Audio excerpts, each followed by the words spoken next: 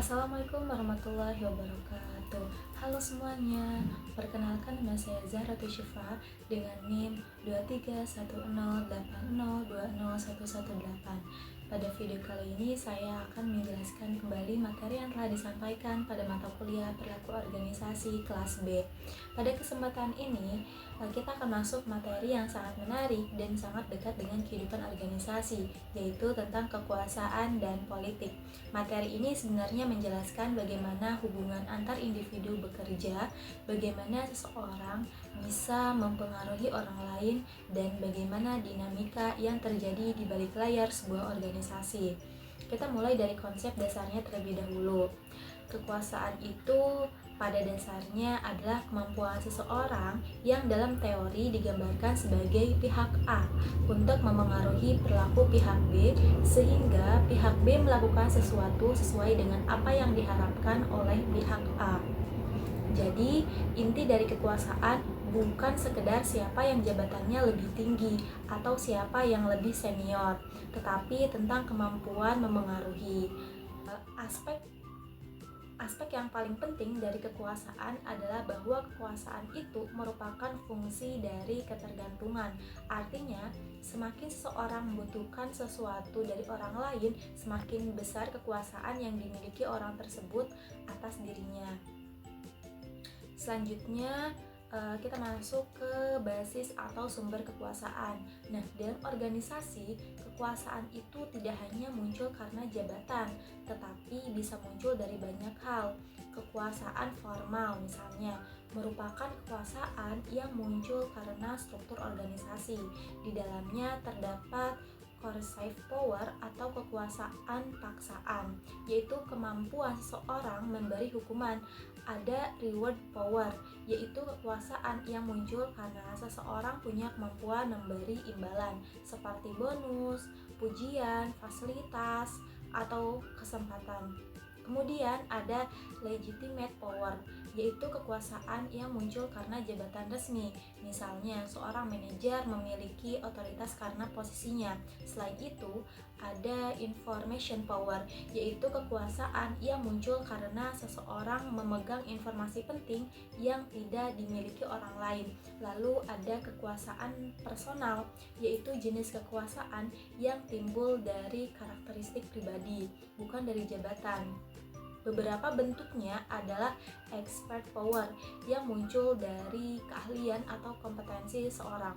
Ada juga referent power, yaitu kekuasaan yang muncul karena orang lain mengagumi atau menghormati individu tersebut.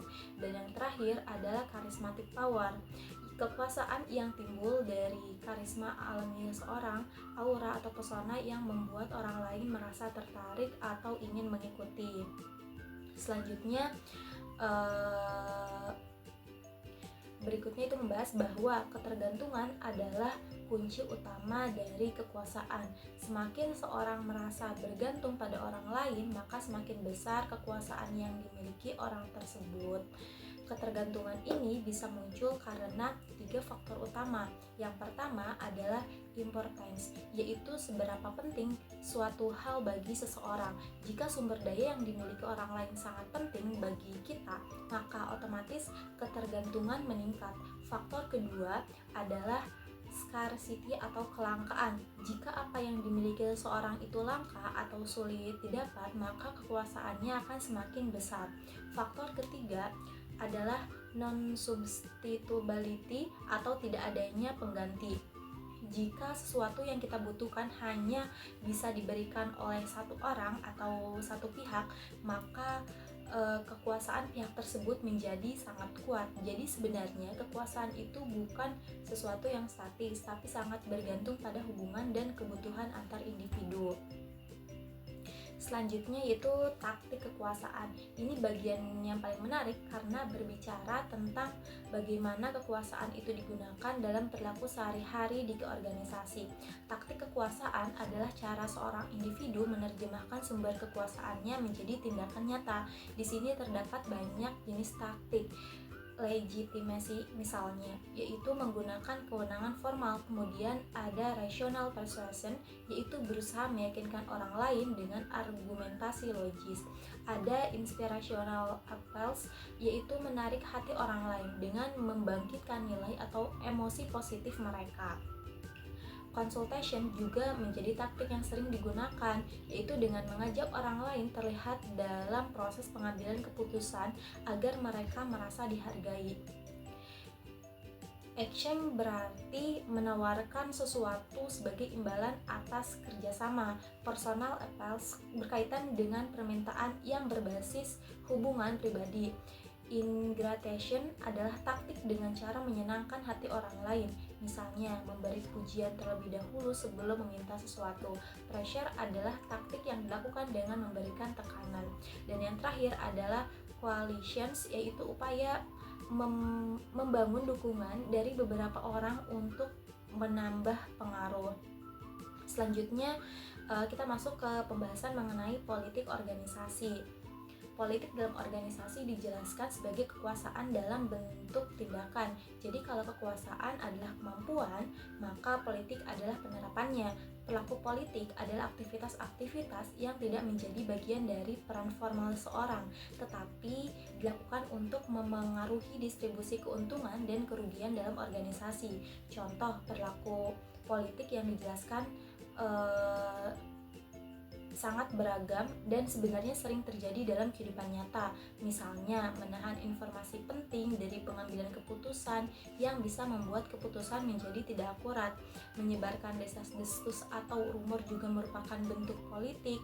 Ada pula mencari-cari kesalahan orang lain, membocorkan informasi rahasia, menjalankan aturan secara sangat kaku untuk menghambat pihak tertentu, dan sengaja menentang kebijakan organisasi. Semua hal tersebut dianggap sebagai tindakan politik karena tidak dilakukan untuk kepentingan organisasi secara formal, tetapi untuk memengaruhi hasil tertentu.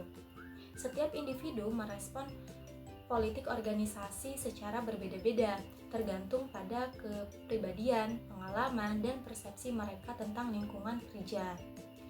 Ada yang memilih menghindar, ada yang terpaksa menyesuaikan diri, dan ada pula yang ikut terlibat dalam permainan politik untuk melindungi dirinya atau mengejar tujuan tertentu. Inilah mengapa memahami politik organisasi menjadi penting, karena tanpa disadari hal-hal seperti ini memengaruhi kinerja, kepuasan kerja, dan dinamika hubungan di lingkungan kerja. Mungkin itu saja yang bisa saya sampaikan, kurang dan lebihnya mohon maaf. Assalamualaikum warahmatullahi wabarakatuh.